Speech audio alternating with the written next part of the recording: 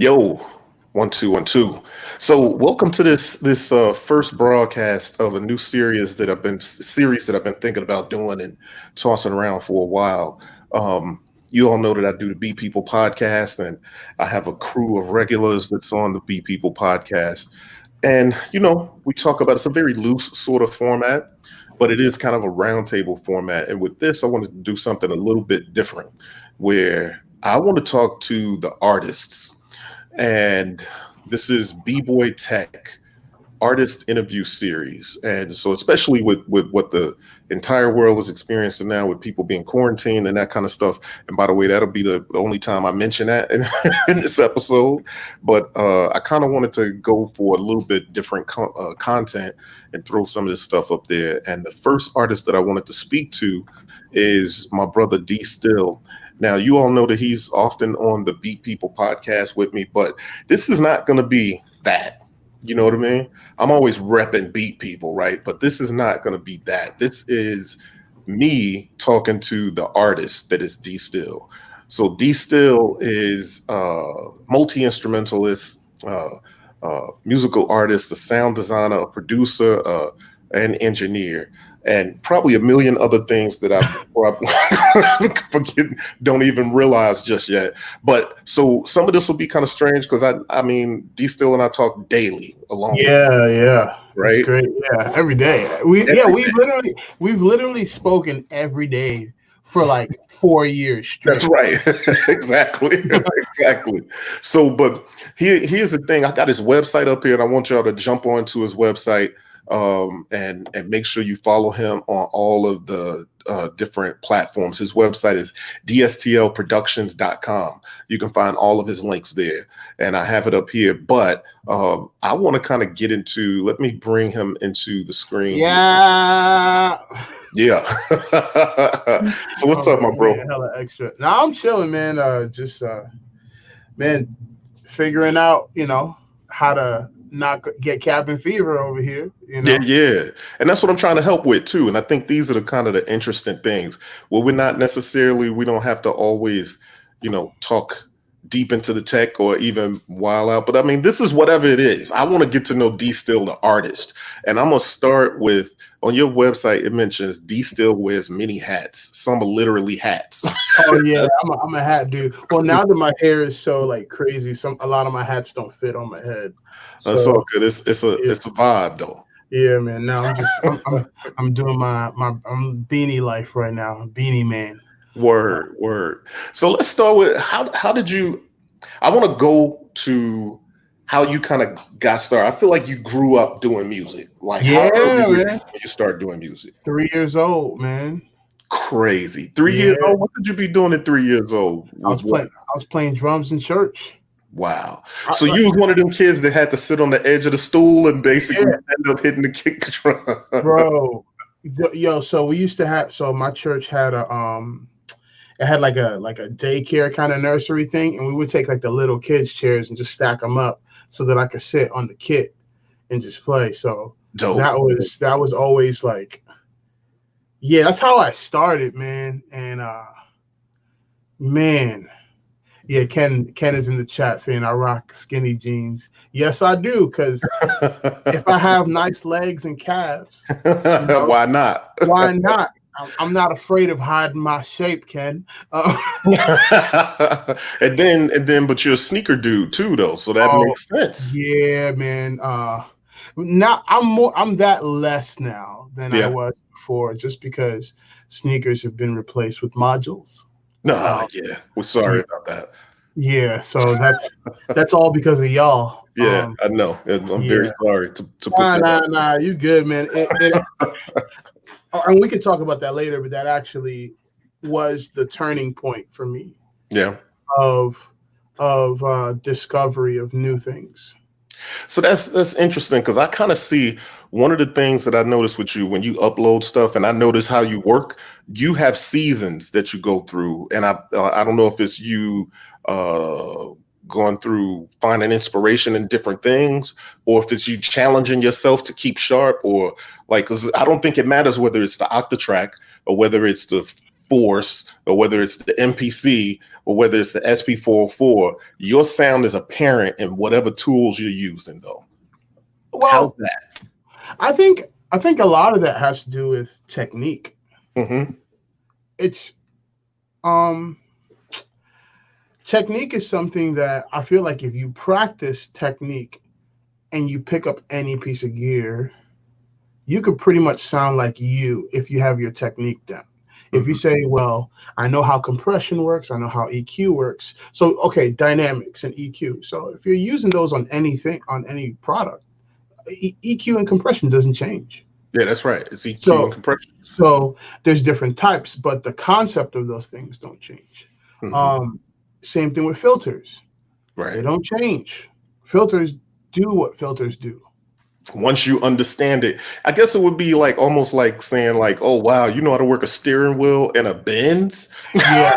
It's like, yo, bro, steering wheel. Well, in defense of those products that take left turns, like if you use an MPC, it doesn't mean you necessarily know how to use an Octatrack because they're two completely different. This is true. Approaches.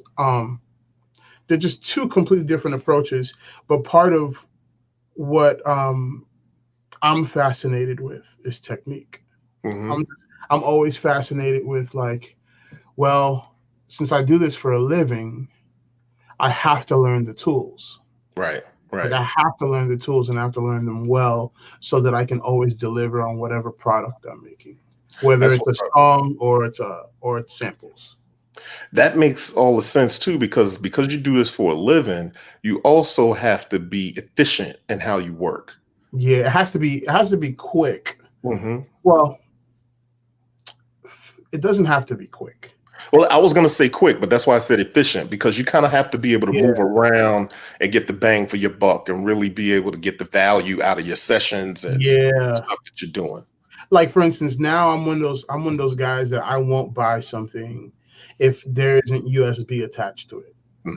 Like just because I know that, man, in order for me to integrate this into my workflow, I got to be able to have it in sync with my Ableton session. Like I have to be able to quickly get files on and off of it very fast. How does it integrate and all that? Exactly. Kind of and you remember we'd be in Marco Polo talking about like, I'm always like, well, how are you guys using this thing? And I'm thinking about this. And I've been saying that same sentence for 6 weeks because I've been looking at the same product. Right. 6 weeks. It's been in the cart and I've been questioning like that integrating into my whole entire way of working.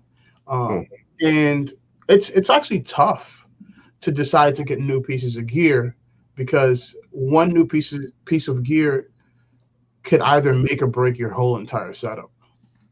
Yep, like, this is true. This is true.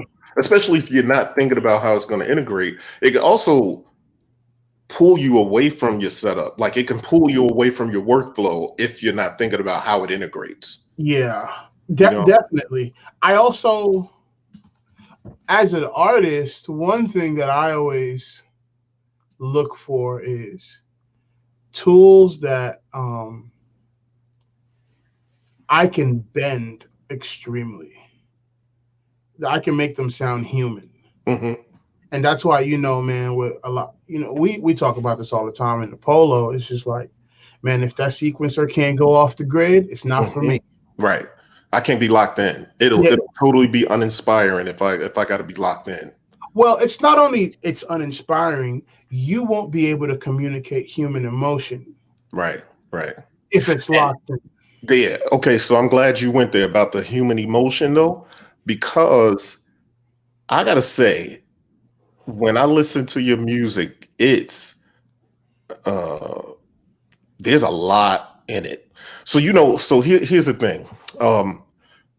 Actors, and I criticize actors and I can't act, but you know what I mean? The thing is a good actor can make you feel the emotion of the character. And I kind of feel like that's where you're coming from with your musicianship.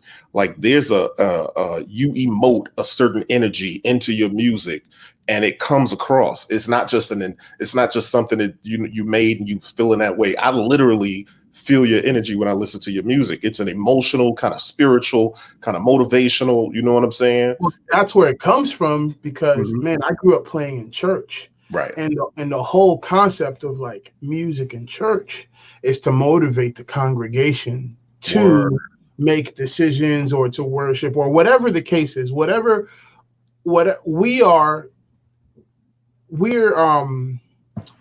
the motivators. Hmm. That's what we are. Like that organ part got to be right. That that bass line got to be right. Them drums got to be hitting.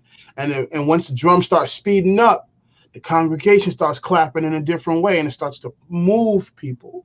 Um, Hmm. and it's very tribal in many ways. It's very like old world and very like very foundational Word. to what we're doing. And I think music is that's what I feel music is supposed to be. Music is supposed to tell a story and make people feel. I'm obsessed with feeling too. That's Hmm. like I watch movies that purposely make me feel horrible. But why? So you can so you can emote, or so you can relate. What is it? I guess maybe it's to feel alive, Yeah. because if you're not feeling, if you're not getting some sort of emotional response from something, I feel like it's pollution. Hmm. Like good or bad, Static. Yeah. yeah, like good or bad feelings are all good because they let you know that you're alive. Right. Right. You know, so And I'm this is I'm obsessed with that. I think for me, I'm just always chasing like, man, how can I communicate a message of humanity the best that I can? dope. That's Yeah. actually a really dope approach. Um, and I've realized that even outside of music, that's kind of how you think. You know what I mean? Like even outside of the music. So I'm not surprised to see it come across in the music that way. Um, but hold on, let's back up a little bit. So you started playing drums at 3, Yeah. and and what are the other instruments that you play, and when did you pick those up? So basically, like all the band stuff, like bass, guitar, drums, piano, all the stuff that's like for making music. You know what I'm saying? Like just Yeah. like the bread and butter stuff. Just pick because it's in church they're just like, hey man, you know, Keith is sick. He ain't gonna be here on the bass, so hey, you gotta, you gotta play. And you're just like, but I don't know how to play. Today you will, and then you go up there and embarrass yourself, 20 plus times, and now Before you get it right. Yeah. yeah, so it's just one of those things. And then, going to school, studying music, playing in countless bands, Mhm. growing up. That's a huge part of it. The community aspect of playing music with other people, Right. right?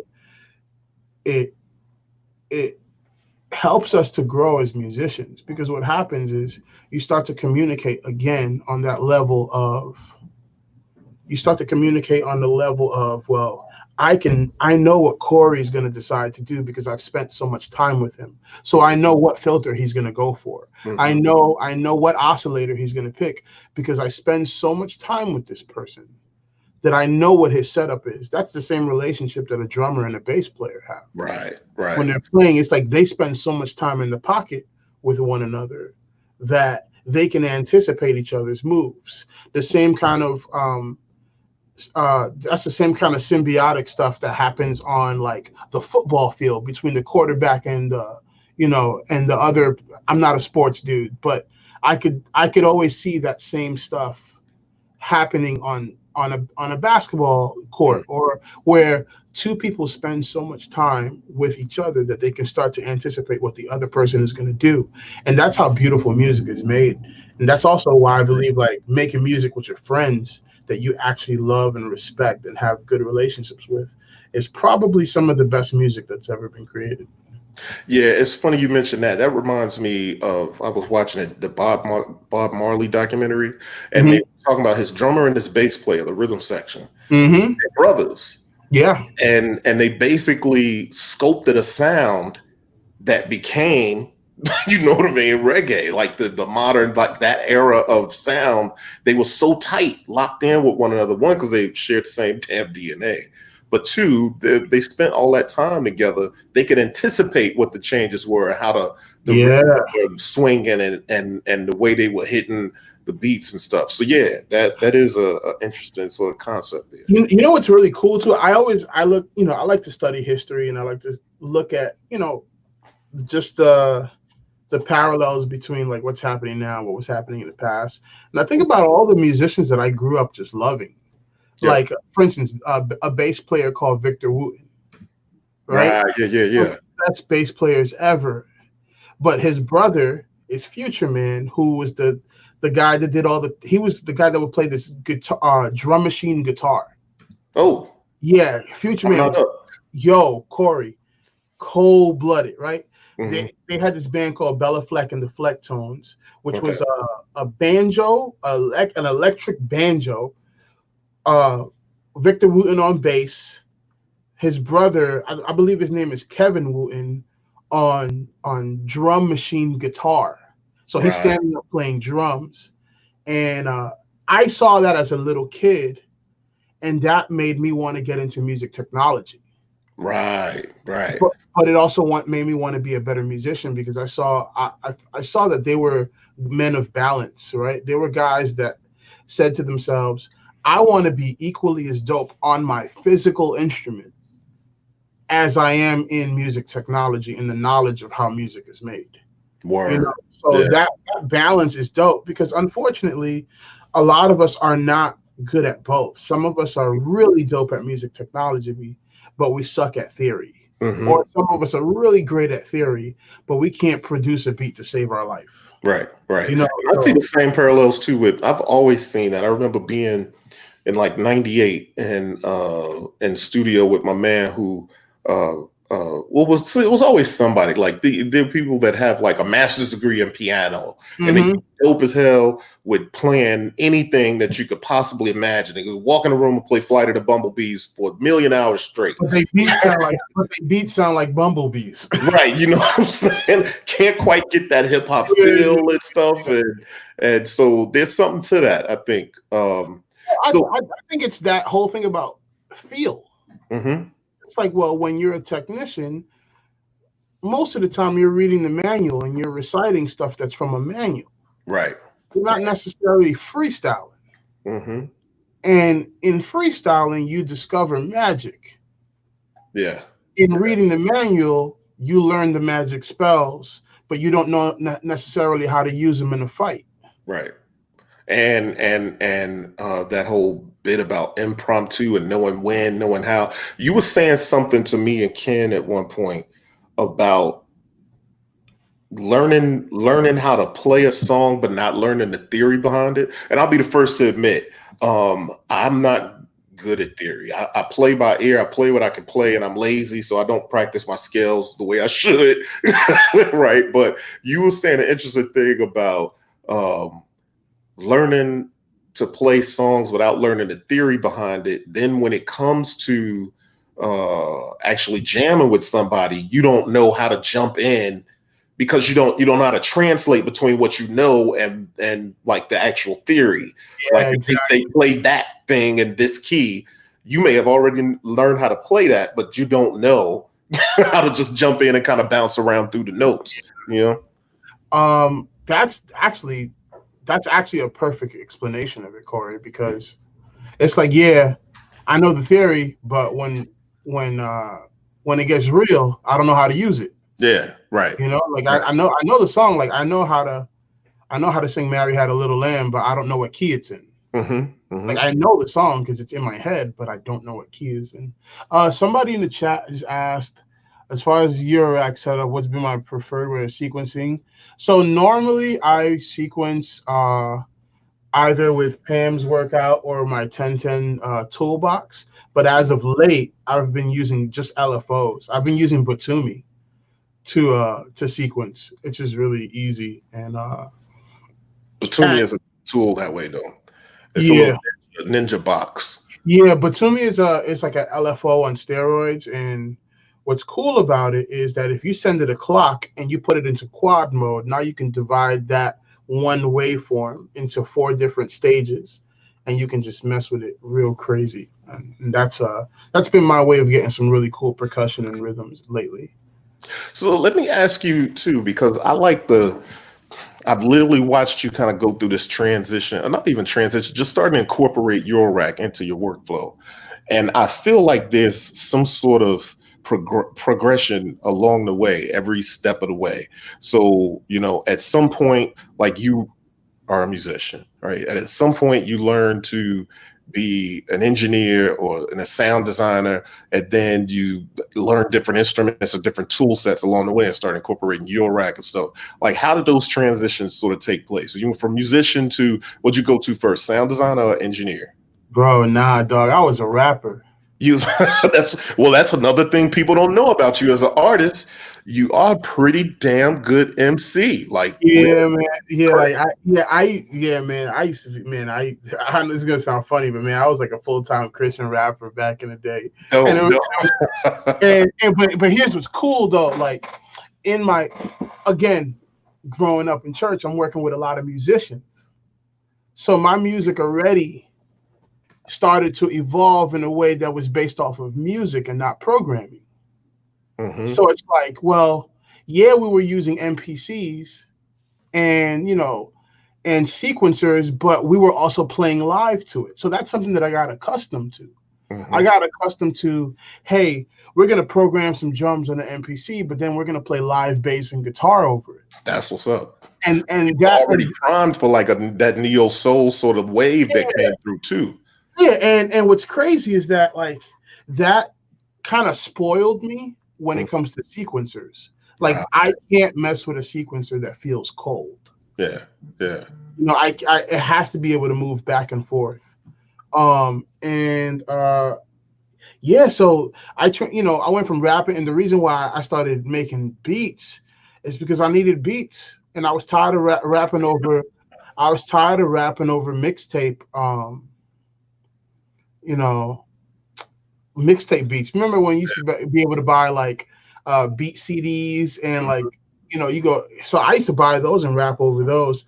And I remember one time I had went to an event and I met a dude there that was producing, and he basically told me, "You can do this." And from there, man, I kind of like got into it and I made my first beat at 10 and a half, 11 years old. What? Yeah. Get out of here. Yeah. So that's an interesting, and there's a parallel there between me and you, because I don't know who knows what about me because people know me as Bboytech and with all the mod bap stuff and all that. But I started as an MC, and for many, many years, more years than I've been doing what I'm doing now, I've only saw myself as an MC. Rocked plenty stages, been in many ciphers, wrote many rhymes, many songs, and put out records on the underground and all that kind of stuff. And, you know, ultimately I got into producing. I've always been around MPCs and in professional studios and all that kind of stuff. But ultimately I started producing because I couldn't find a producer that I could vibe with. Yeah. And so that makes sense. It makes sense because that's a total expression of yourself when you're spitting and you've made the beat. Like, you know exactly what you want. And the good thing about you is that you got the chops to pretty much do anything you can imagine because, you know, the theory, you've been playing since you were 3 and all of this kind of stuff. So I'm sure that came in handy. Yo, I'm going to shout this dude out. His name is Lamar Wheeler. Let me tell you about this guy. Okay. I was a kid, you know, elementary school. I grew up in Jersey City, New Jersey. Mm-hmm. Lamar Wheeler, his vocation was not necessarily something that, you know, his job, what he did for a living. Let's just say he wasn't a cop, you know. And he would see me. Man, he would see me coming home from school with headphones on, listening to music every time I would, you know, leave school. And one day he was like, hey, you know, hey, you know what brothers call each other. Yeah. He was like, hey man, I see you like music. Like, what are you listening to? And I think at the time I was listening to, I was listening to Large Pro or something like that. And he was like, yo, you know how to use studio equipment? And I was like, nah. He was like, yo, check this out. And then I think his cousin or brother or somebody was like, yeah, we got equipment at the crib. And me being the stupid kid that I am, I was like, yeah, I'll come over, you know, and look at it. And next thing you know, I'm learning how to sequence because he's teaching me how to use studio equipment. Dope. You know, and That's real dope. that was the thing and the time that got me hooked. And ever since I was like 11 years old, I've been messing with production and music. And dude, I scored my first play, like entire like play at around 16 years old. That's absolutely crazy. Yeah, and I did that. I did that on Acid Pro. Wow. Yeah, scored the whole thing. And I remember like getting everybody in the band and dudes from church and everybody to come in and play parts. And I ended up creating an orchestra out of like 5 people, you know, for yeah. And so just as a child, there was a lot of experimentation. I was in rock bands. I was, you know, in Latin bands, and because of my background, I'm Latino. My family's from Panama, so I kind of grew up in 2 different communities. I grew up in the Black community and in the Latin community. So all the stuff that comes from those 2 cultures is mashed into my musical taste. Now more than before, because when I was a child, I was more in love with hip hop. But now as I'm older, I'm kind of embracing my ethnicity and my lineage and where I come from and all the stuff that is associated with that. And that's affecting my music and how I'm creating. Dope. So yeah, it's really, really dope. Yeah, it's dope. But you know what though? I often think that for any artist is worth its salt, no matter what your skill level or anything. Like your music has to evolve, and you have to not be afraid of it too. Yeah. You know what I mean? And I could easily see that your music does that over time. Because what you were, I think when I first kind of came across you were producing at Humble Beast, right? Yeah, I was producing there, and that was great because that was the season where I learned how a record label is run, how to work with artists, how to, you know, be an artist, how to be self-sustaining, you know, all the stuff you learn from working in groups of people that are all creating music together. Right. You learn how to be a creator and an entrepreneur. And I'm not perfect at it still, but I gained a lot of valuable knowledge. And while I was at Humble Beast is where I was introduced to Modular, because I was living in Portland, Oregon at the time. Right, makes sense. You know, one of the epicenters of Modular in our country. You know, I saw, dude, you don't even understand. Like, I borrowed a Buchla that was in my crib. What? Who can say such a thing? Yeah, I had one of my homies was like, hey, I got a Buchla easel. You want to hold that joint? And I was like, yeah. Yeah, no doubt. Yeah. I'll hold that down. Yeah, I'll hold that joint, you know. And I remember when that Buchla was in my house, I was just staring at it. Like, I remember it was on the coffee table in the living room. And I was like, I don't know what that mug is, but I know it sounds dope. Yeah. And I know, and I knew that I loved the spring reverb in it. And then I, you know, from going online and reading the manual, and I saw like, oh, this is where the oscillators are, and it wasn't traditional, like, subtractive synthesis. Right. So I was very fascinated because I was like, man, I'm making these drum sounds without a filter. And I'm like, whoa, this is nuts. That's dope. So yeah, that totally like destroyed my brain.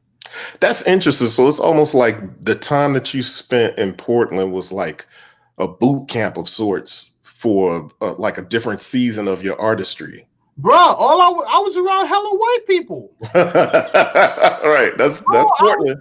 It was me and the Caucasus Mountains. That's what it was. It was just like, you know what I'm saying? So like, when I was there, I was just learning so much about people. Right. Learning about different cultures and different like people that come from different places, and that caused me to 2 things.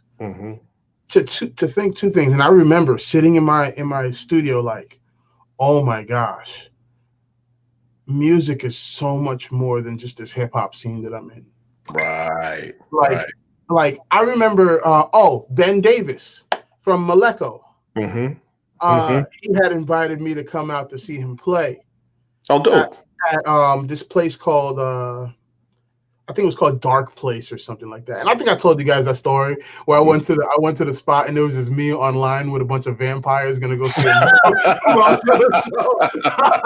yeah, it was one of the funniest. It was one of the funniest, like that looks less like a movie. DSTL and the Vampire Club. Yeah, it was crazy, right? But again, I was exposed to a new culture that I was never exposed to. And here's the one thing that, one of the things that sold me on Modular. When I walked into that club and listened to the bass coming from a modular system, I was like, I've never heard low end like this before. Yeah. And I was like, wait, this is coming from like oscillators and stuff like this is coming from raw synthesis.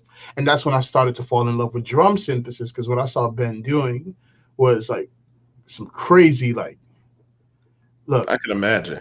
Part of my friends, that was some crazy shit, man. I was like, yo, I want whatever that is. Right. No, I feel you. But it has that kind of effect on it, especially if you're hearing it in a live club, in a live situation. I mean, there's something euphoric about that. Especially when it's done well. You know what, man, I'm a big, like, I feel like good music is fine art.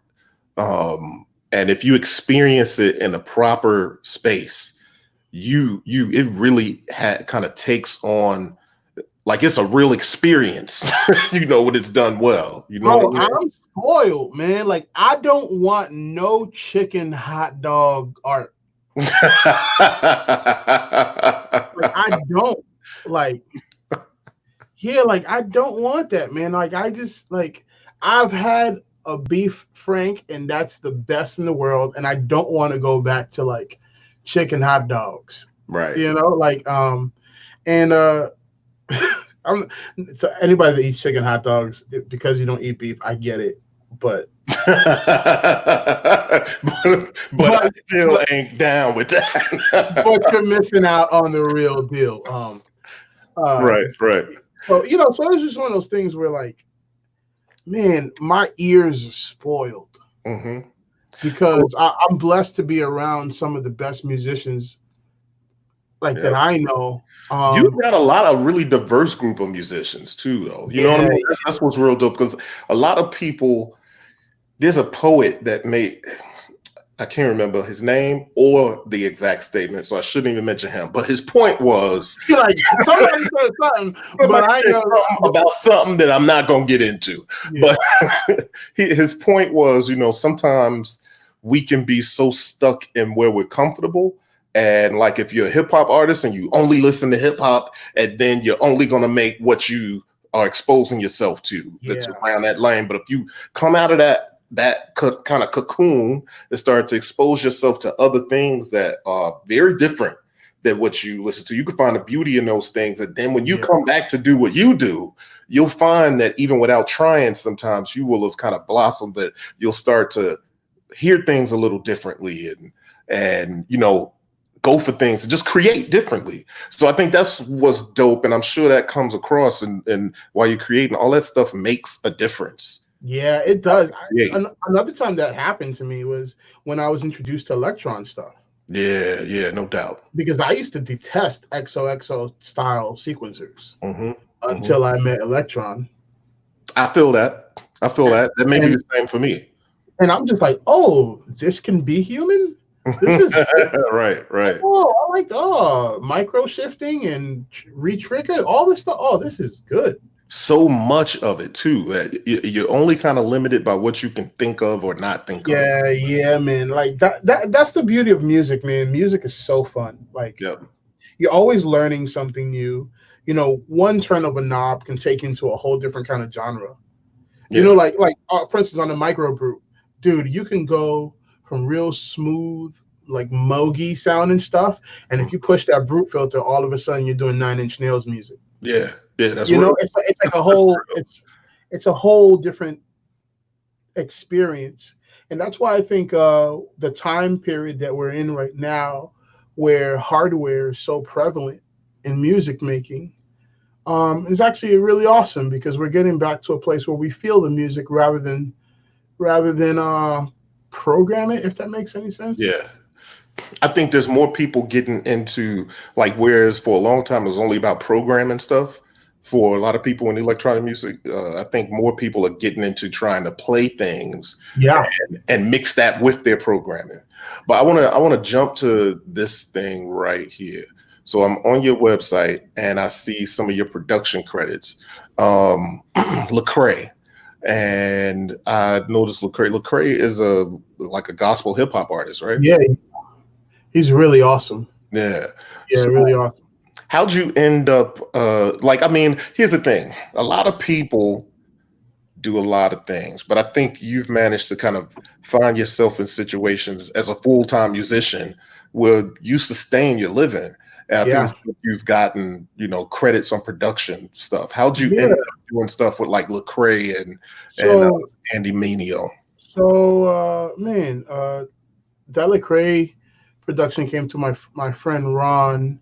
Unfortunately, he passed away in 2018, and he's one of the dudes that would always push me to show people that I can produce, because I would produce music, but so I'm looking at the Martin videos. Yeah, we're gonna get to that. We're gonna get to that. He would push me because believe it or not, I was actually kind of shy Mhm. showing my music because I felt like I was too out there. Okay. And not too out there in the sense of like my music isn't digestible, but it's just like, man, I know that I'm special, and I know that I sound different, and I know that I don't make decisions like everyone else, even musically. And a lot of times, if we're in a world that we're constantly comparing ourselves to what's popular, we can start to develop these feelings of inadequacy and insecurity. And that's something that I was dealing with for a long time musically. And that's why, man, y'all ain't never hear no beat tapes from me for years, but y'all know I was making beats every day. Yeah, straight up. And I finally, like, now, at 35 years old and being a married man and feeling like, I have the foundational things in my life together. I'm like, well, now, like, I could share my music and be confident in just like what I'm delivering. You know what I'm saying? Like, I feel like I'm okay with that. Before, man, I was just like, man, I'm making music because I'm trying to be cool. Man, I ain't trying to be cool no more, man. Like, that's not even my thing. Like, I'm old and washed. Like, put me in that category. Like I just want to be at home with my wife and my dog, watching Netflix, eating chips, like just having a good time.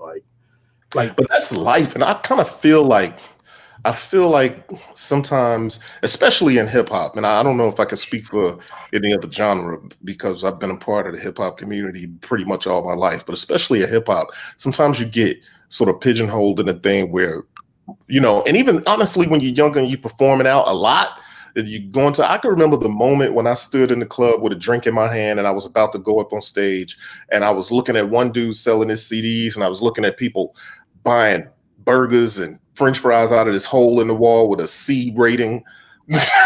And I was just standing there thinking, like, what am I doing here? And I got up on stage, I rocked, and I left. And I think that was probably one of the last shows I did. But yeah, but I ain't lying, yo. Oh man, I know that feeling. Oh. But the thing is, though, it was a matter of like, but that don't change you from expressing yourself. And the more you experience, the more expressive you could get if you're open to it. You know what I mean? And that's what music is about. It's like in hip hop, we constantly like berate the old heads, like, oh, Hmm. y'all are washed, y'all don't know what you're doing. But we the ones that got the more that we got more stories. Yeah, We've been yeah. around longer. Like we seen stuff, Hmm. you know, Yep. and There's I more to feel like, draw from. yeah, there's more to draw from. Unfortunately, you know, with the social aspect of everything, everything is based on perception Yeah. and do people perceiving to look like um they know what they're doing, and people perceiving like they're creating, and people perceiving like they're popping. But Hmm. oh, Hmm. sorry, I just gotta respond to Ken. Yeah, Ken, you're old. Even though I'm old, you're older. With the at the end. With 2 R's. Yeah, with two R's. But yeah, you know, I also respect my elders, man. Yeah. Like those are the people we learn from. Yep. Yep. Like, bro, like think of all the jazz greats. Yep. Yep. You got to love that. Honestly, that's why when I think of, and I don't want to get too into like the whole, so the idea of doing music that has modular synthesis and hip hop, I kind of feel like it's more of a progression from the stuff that we loved anyway. Yeah, Did we really know that Stevie Wonder was actually using modular synthesis and soul music together when he created most of his most prolific work in the yeah, 70s man. was That's done using that. And then when you think about somebody like Herbie Hancock, you know what I'm saying? The Godfather right fusion god right there. You know what there. I'm saying? Like I literally listen to Herbie Hancock records right now today and think like, yo, it's still ahead of its time. You know what I'm saying? Because what he was doing was he was saying like, man, let me take this technology and make it feel like something. Yeah. Yep. Because That's you already know my complaint, man. Like, so when I first heard modular, I'm like, dog, these cats is out here making fart noises. right. That's true. It's true. And it's so because and that's what when you do what you do, and when we do like with modular stuff, we approach it from, and even I spoke to Ski Beats about that. Everybody Yeah, that approaches it on this in this movement that we do with Mobbab approaches it from a musical perspective, not just to take around with it and make it yeah, man. make sounds. You know what I'm saying? Yo, shout Um, out, shout out to the crew that's in here. Why not? What up? what up? Why Trey not? He's in here. Geo, what up, man? How you doing? Ken, Ken's old, so we don't say hi to him. Um, he's just an old dude in a rocking chair on the porch. Curmudgeon. Yeah, he's an old curmudgeon. So yeah, that's the thing, man. Like, at first, man, modular was kind of scary because I was afraid. I was like, man, am I gonna be able to make anything sound like this? Mm-hmm. Like music. Yeah, yeah. And then once I started, it actually taught me synthesis, like Yep. very fast, like very fast. I'm like, oh man, I got this filter. I better learn how to use it. Yeah, You yeah, know? right. So yeah, man, it's really dope, Corey. But let me ask you also, because the other thing is like when it comes to modular stuff, and you having the musical background that you have, but you were doing sound design before modular. And one of the cool things about modular is that you kind of forces you to sound design. But let's get into the idea that like DSTL the sound designer. How'd you end up on that path? And for those that don't know, DSTL with MSX Audio, they're probably some of the top sound designers on the planet. we the best. It's true. You know what I'm saying? And I can't imagine who y'all don't do sounds for, what products you haven't had your hands in doing sounds. So how'd you get into that space where you started moving in that direction? Yo, that's a funny story, man. So man, shout out to Simp, M Simp. Man, that guy's an incredible person. Incredible musician, incredible friend, and incredible man. Those are three things that make up people that you want to work with. Mm-hmm.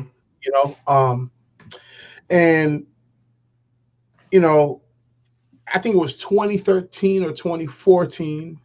I just won I won an online competition. Mm-hmm. MSX had did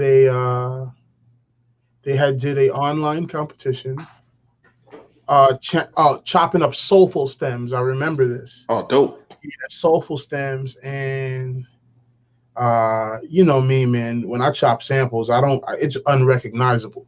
Right. That's the real creative way to get down with it. Yeah, it's unrecognizable. So, man, I won that competition, and then me and Simp just kept communicating. Uh, he reached out. We developed a friendship. That friendship turned into, hey, we're working together, and we've been working together for almost a decade now. Dope. You know, and man, I'm grateful for the opportunities that working with MSX Audio has allowed me to achieve, not only career wise, but also the amount of knowledge that I've gained in doing sound design.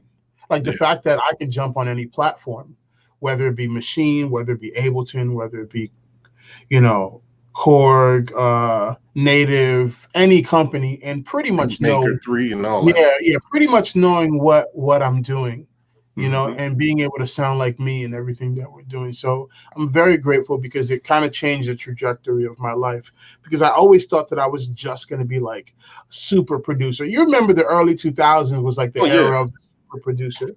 The Timbalands, the Neptunes. Yeah, and I thought that's what I thought that's what I wanted to be. And then I quickly learned that, man, just being a good provider and being consistent and doing something to service my community was probably way more valuable than making hit records. That's something I realized when I went from just only being an artist to having, you know, this platform that I've kind of built, right? Yeah. For me and my friends to do our things on, right? I realized that community is more important than that whole idea of me, my music. And typically, because you're so involved in the community, you get the love back for your music and your creativity. Like it's an interesting thing that way. So also when you're sick, who takes care of you? Right. Your community. Yeah. Not the Grammy board. Yeah, right. That's right. That's true. There's no healthcare in that system. Yeah. You know, how many you know, legendary rappers we know that have no healthcare? Word. There's some that even died from terminal illnesses. Yeah. You know what I mean? Because there was no healthcare. Yeah. That's a real thing right there. Yeah. So community is investing in your own, you know, and basically seeing fruit be born out of that. Because who knows? There might be some kid watching this interview right now that's going to be inspired by you and I, and you know, he's going to grow to be the next Prince or the next, you know, who knows? Yeah. Just because he's part of this community, right? You know, and that's it's really inspiring, and I think that's what keeps me going. Just knowing that innovation and not settling for just, you know, what's common. And that's one thing about Ken Flux that I really appreciate. Like, no matter how old and annoying he is, he's like, you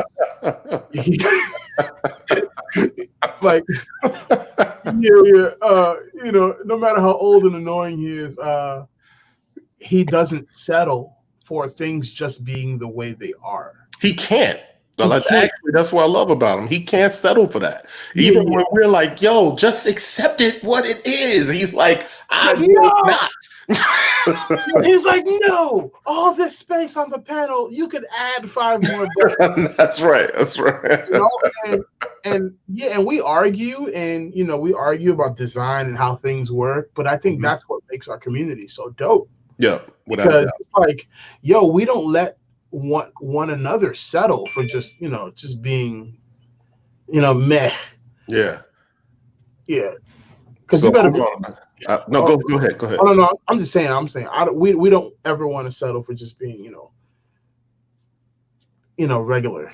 Yeah, that's true, and that pushes the envelope. But I want to check this out right here, right quick.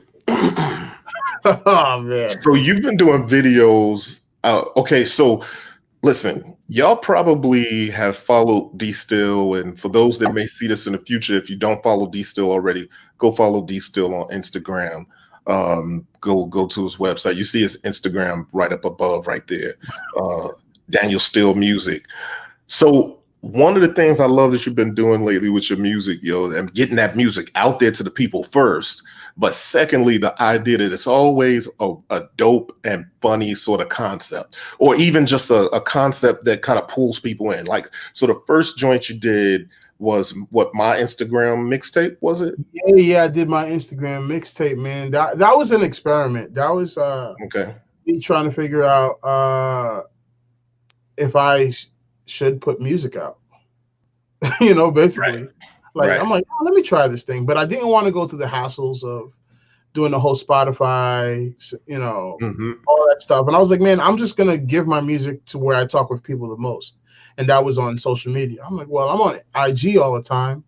I might as well just put my music out there and let me format it so that every track is 1 minute. Yeah. So it can loop perfectly on IG. And yeah, just it literally was an Instagram mixtape. That was so dope about it. And then so you did that daily for 30 days and then you put it out. Yeah. It was 31 days of making beats. And that whole process was pretty fun too. So what I would do is I would wake up in the morning, make the beat, call one of my rapper friends like, yo, I need a verse from you.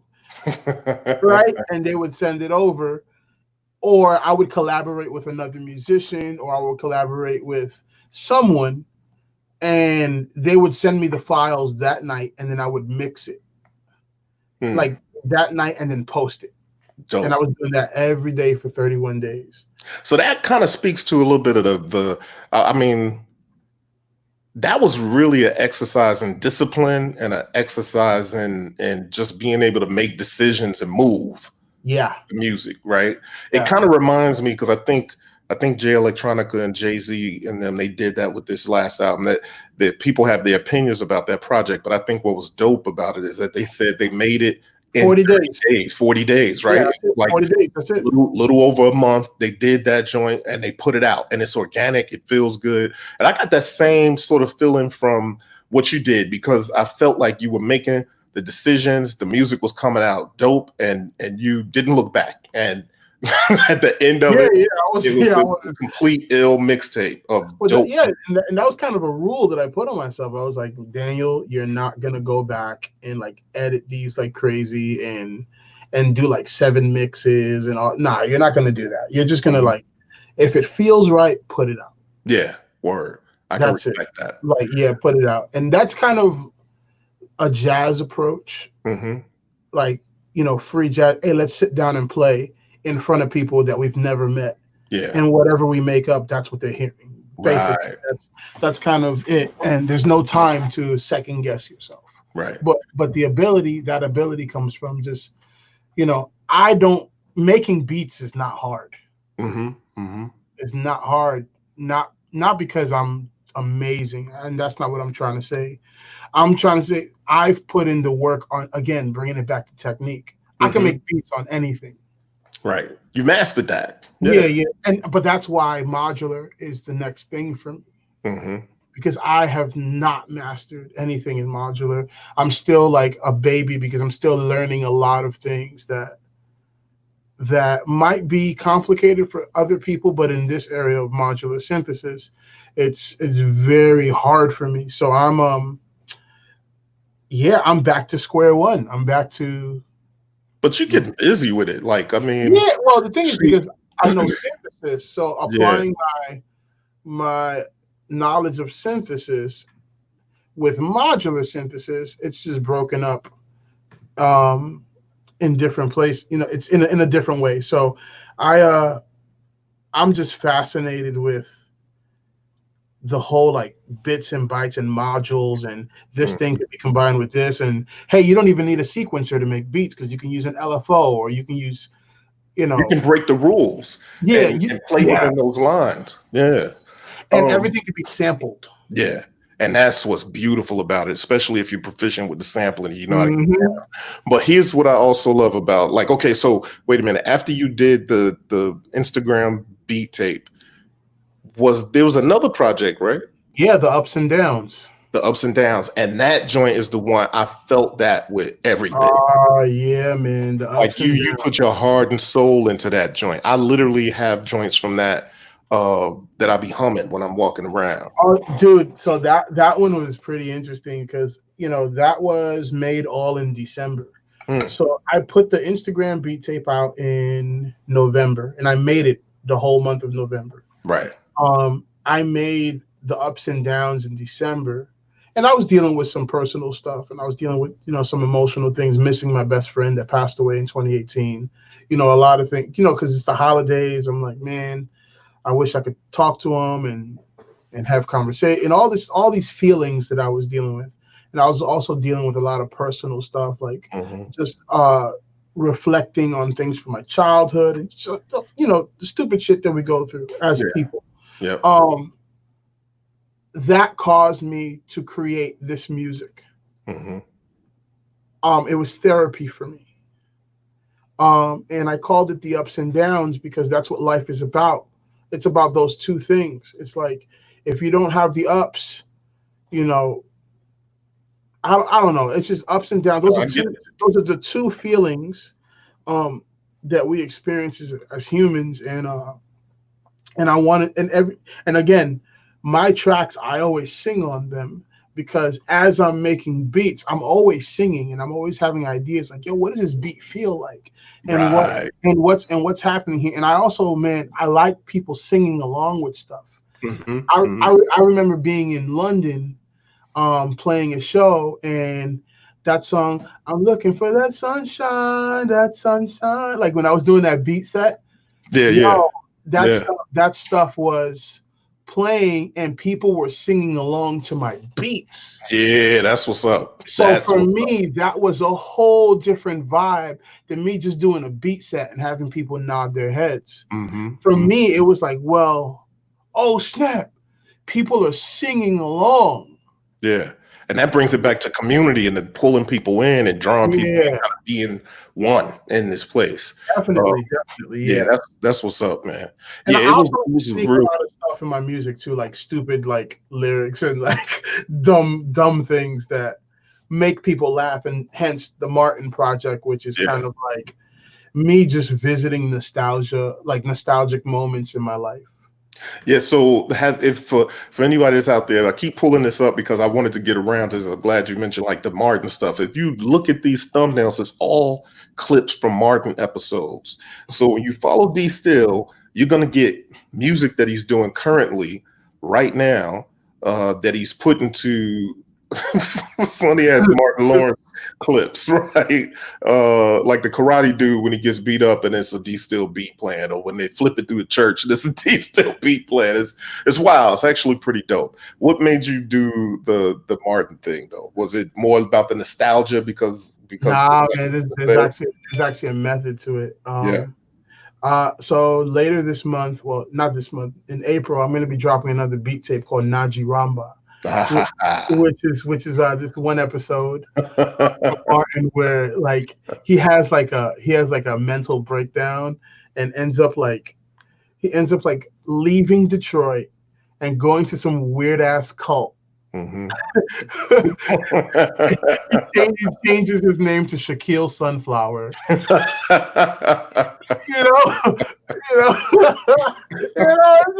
just crazy. And for me, I remember that episode, and I was like, man, that's us as people. Yeah, we go off the deep end. We always very Twitter of us, ain't it? Like we go straight off the deep. yeah. We always take everything. We are always extra with everything, And I was like, but that's me. Yeah. I'm like, that's me. Like, I'm Martin. Like, I watch these episodes of Martin, and I'm just like, man, this dude is crazy. He's passionate, but he goes off the deep end. I am, Martin Payne. Yeah, no doubt. But a lot of the parallels on the show, like Martin's relationship with Gina, all the different characters that Martin plays on the show, you know, because I feel like all those things represent different parts of Martin. Like when you think about Dragonfly Jones represents Martin's probably like the part of him where he thinks he's so tough and Hmm. and he can fight. He's dragged, but he gets beat up all the time. So first thing I'm thinking about with this is like your alter ego, Woos. Oh yeah, man. Yeah, man. Yeah, but that's a whole nother podcast right Yeah, there. yeah, no doubt, no Yeah, doubt. no, But because hey, that goes and that there's a whole arc to that. yeah, Yeah, there's a whole like story arc to that, and that's something that I can't wait to share that music with people soon. That's something that I'm slated to drop within the next year. So that's dope, man. I'm looking forward to that because I think people don't realize the LMC that you got living inside of you. oh Like yeah, as a lyricist and growing up an MC myself, when I hear you spit, I'm like, damn, I'm impressed. Like that really is it's cold. well, Like oh you dude, wordplay is stupid, yo. well, it's because man, I'm a student of like Pharaoh Monch and MF Doom. Hmm. Like that's kind of like, well, Pharaoh Monch is like incredible and probably one of the most layered MCs. Like some of the stuff you got to go back and you're like, wait, what did he say? Hmm. Like, I got it. What that? Well, that I didn't realize that meant that. And then, Right. you know, guys like Black Thought, guys like Mhm. rappers. Right, right. The lyricist. So Yeah, I don't want this to go too much longer than this hour that we have. So yeah, that's cool. like another few minutes, and I want to talk about something that Ken is hitting on, but also something that I wanted to kind of ask you about. I think because you're a drummer and the fact that, coming up doing hip hop and about the stuff that we talk about being off the grid and kind of being able to be loose. You were talking to me about when you were in school one point and they were kind of one of the I don't know if this was a test or an exam or just a part of the studies where they had you all kind of interpreting some movie scene or some non-musical passage into music and trying to find the rhythms between the rhythm. Yeah. The music between the notes. Yeah. And then Ken asks, talk about your interaction with modular and rhythm because the way Still uses trigger delays and all that. Kind of talk about that a little bit and how, the idea of what you learned and what you practice, how that kind of comes together. So like the one downside of a lot of modular sequencers for me personally is that they're too straight. Mm-hmm. Right? We have anomalies that are out now where we have things like Pamela's workout where you can like move things off of phase and delay things inside there, like delay a lot of the stuff. But for the most part, most sequencers don't operate in between note resolutions. Like you can't go in between like certain resolutions. And if you listen to my beats, you know that my kick is on 1, but my hi-hat is on like 1.5.7. Right. Like that's kind of like And that's the funk, though. That gives it the soul. It's like the beats is breathing.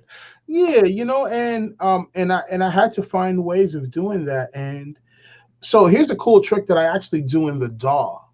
And I learned to apply that in modular, is just using a regular delay or an echo can cause things to move in a different way if you put it in between two signals, right? So like for instance, like in Ableton, what I do a lot of times is instead of moving things off of the grid, I put a simple delay before the track, and then I put it fully wet so that all I got to do is change the milliseconds of the delay and my stuff can start moving back and forth like on the grid. And then when you control that delay with an LFO fully wet, now that delay starts to become human and starts to wobble, but you're not hearing the actual delay, you're hearing the actual track fully wet move. Yeah.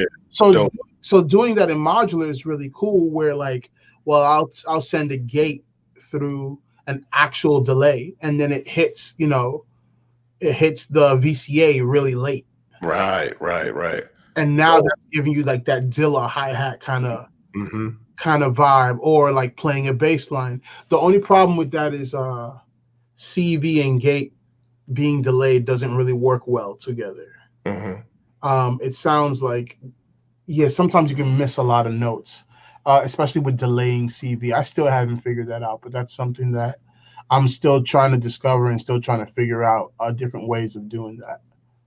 Well, that's what's dope about just how, you know, you've been exploring modular and we've been exploring modular and sharing techniques and stuff, because I find that it's almost like us learning a new language and translating our native language to this new language so we could communicate that way. You know what I mean? And I think it's some real magic that's been coming out of that. But yo, it's about an hour. Over an hour. I want to thank everybody for coming through that's in the chat. There's a couple people that hadn't been on for any of the streams before. Shout out to Leroy, Fat Von Free. What up, homie? How's it going? I think he's out in Japan, man. Yeah, he always finds the dopest stuff and whatever the hell them stores are over there. And yo, everybody be safe out there. And what you want to say in closing, brother? Man, love yourselves, love your families, wash your hands. Go to msxaudio.com, buy some drum sounds and some samples so that while you're quarantined, you could just make some beats. I got a drum kit from my Instagram beat tape that I just put out, and it's in my the link is in my bio on my IG page. So if you guys want some drums that are like personally mine, like that I've made for my own project, those are really dope. And yeah, just everybody stay healthy, man. Just praying for the world right now, man. Yeah, crazy times, bro. Yeah. Well, yeah, and that kind of goes back to why I wanted to be able to do something a little different than our typical Beat People podcast. Tomorrow I'll be right back at them tomorrow evening. So anybody who's here right now, come join us tomorrow evening. You'll see the link. Subscribe to the channel so you can be notified when these things come up. The next Bboytech artist interview series will be with the 80s baby, Tall Black Guy Jackson, incredible hip hop duo from Chicago. And you know, I got a little history with them. We've done joints together, and it's just a group that I really respect. And that's what I want. This show is like want to interview the artists behind the music that I respect. So I appreciate you coming on, DSTL. Anytime, Corey. No doubt, man. Yeah, Leroy, same time. I think same time. I don't know. Same time. It's actually going to be at 4 p.m. Oh, at 4. Okay, I lied. 4 p.m. Maybe I don't know. You get the notification. It's going to be around the same time. It's already scheduled, so you'll see it up there. All right. No doubt. All right, Corey. Yep. Thanks.